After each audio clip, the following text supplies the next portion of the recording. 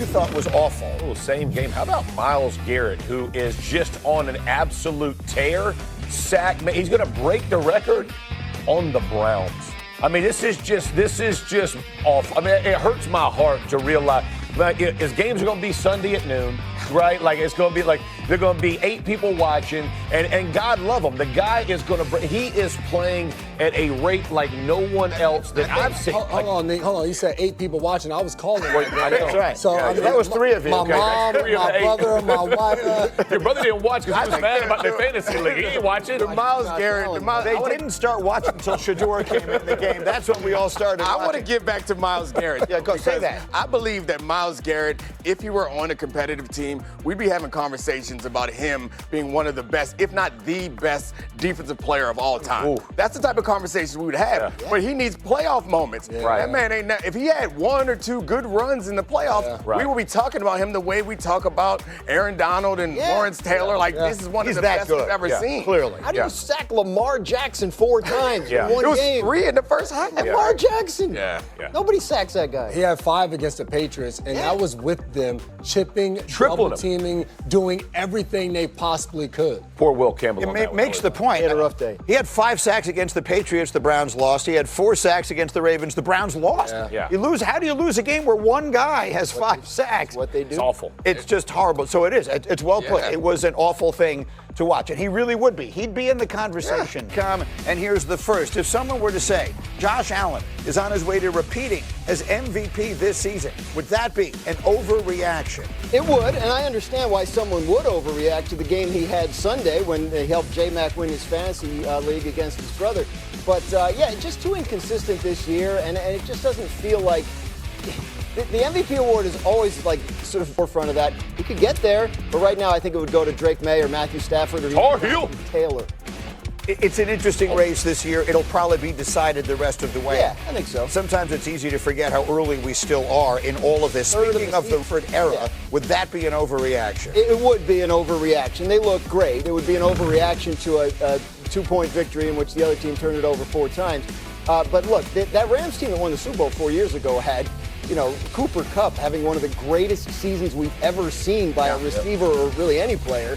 They added Von Miller and Odell Beckham Jr. Around the trade deadline. I need to see more from this Rams team, but that looks outstanding. Fair enough. To put them there. But Jeff, turn them over, but their defense is playing good. Those teams, they got the most balance right now of those squads. All right, on the Colts. And then let's do one more. Let's do Kansas City. If someone were to say, hey, Graziano, the Chiefs are going to miss the playoffs, is that an overreaction? Look like a team that, frankly belongs in the playoffs. They're just not playing that well. They hung with Denver, which I guess it is impressive. Denver's got the best record in the league, but they used to win these games, and they're not winning them. Right. The Chiefs are not about hanging with anyone. Exactly. The Chiefs are about winning. And at the end of the day, look, if you're going to lose faith, this is the time to lose faith. Their last 2 games, statement game, Buffalo, lose that one. Yeah. Bye week. Andy Reid never loses off a bye week. Statement game, Denver. They lose that one too. And to Graz's point, the Broncos just look like the better team. Yeah, and they've been in these games close at the end, and you expect the difference to be there, to be the most clutch quarterback we've ever had in Patrick Mahomes to come through in those situations. And you expect Andy Reid and Steve Spagnuolo to dial up the right blitzes at the right time. They aren't getting those plays yet. And when you look at how many games they have left in the wild card tiebreakers that they do not have, like they're in a real bad spot. They may be able to lose one more game of the remaining few, which they lose coming up against the Colts, which is a formidable opponent, the best team in the AFC, right, or second best if you're giving it to the Broncos. It's a tough spot. It's important for people to understand what we're saying. We are not putting anything past the Patrick Mahomes, Andy Reid, Kansas City Chiefs, capable of anything. However, they are not winning these clutch games that they always win. And that is alarming because the magic has to come back. It's not just that, though. The math is starting to work against them. They've lost all the teams that they would need to win tiebreakers against. I'm going to say this. If they lose to the Colts this weekend, they're basically done. They're this close to done. You can put anything you want, not past them. Can Patrick Mahomes? They cannot elevate a team from outside the playoffs when they mathematically have no chance to get back in. There's too many teams that are too far ahead of them. They're still favored to win all these games. That's what's crazy to me is they're favored. 6. I mean, I don't get it. Like of the 4, go to this. Himbo and I talked about this morning.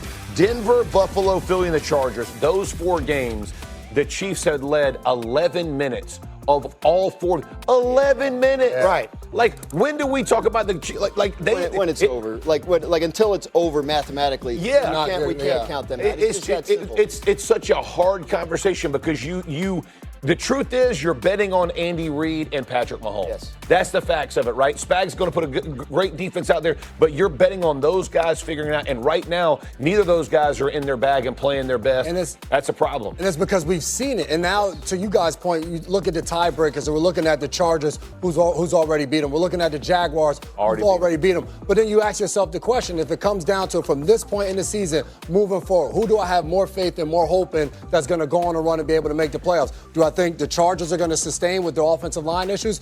Do I believe in Trevor Lawrence that he's going to continue and get the Jags in the playoffs? Or do I think that Patrick Mahomes and the Chiefs are going to go on a run and be able to withstand and pass those teams? Those just 2 teams to be able to make the – yes, they have to pass it. But that's why we still believe it, because we believe in those teams more. That game they gave away against Jacksonville on that Monday night could wind up keeping them out of the playoffs. Yeah, and we look at – I mean, I think to your point, it's a good one that you're making, J-Mac, is like the ESPN analytics still suggest, and we talk about analytics like it's a nerd computer somewhere, but that computer got feelings. If it's saying that Patrick Mahomes and the Chiefs are still the favorite, it is not going off of only statistical analysis.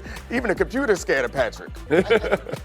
I do think they should be playing better than they are, especially on offense. Like they felt like this year's offense was going to be a real one as opposed to the one that kind of limped through the last couple. But the last thing that I think is important is like the rest of the teams in the AFC really want the Colts to win this week. Because as much as we talk about, as much as we point out all the flaws that the Chiefs have, and all these teams, they saw them get blown out in the Super Bowl. They're not scared of them anymore. Don't nobody want to see them in January. Don't give them a chance to activate.